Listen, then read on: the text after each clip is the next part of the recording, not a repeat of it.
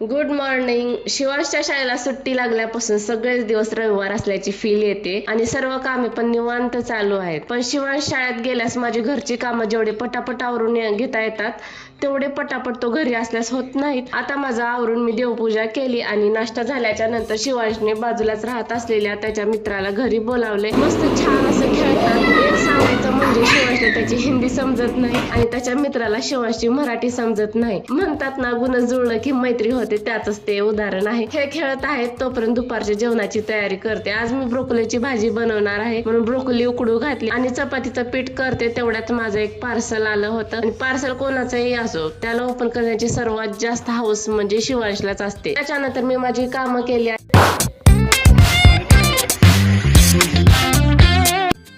चला तर मग आज होता 100 दिवसाच्या चॅलेंज मधला 6वा दिवस. व्हिडिओ आवडला असेल तर व्हिडिओला लाईक करा, चॅनेलला सबस्क्राईब करा आणि कमेंट मध्ये डे 6 डन असे लिहायला विसरू नका.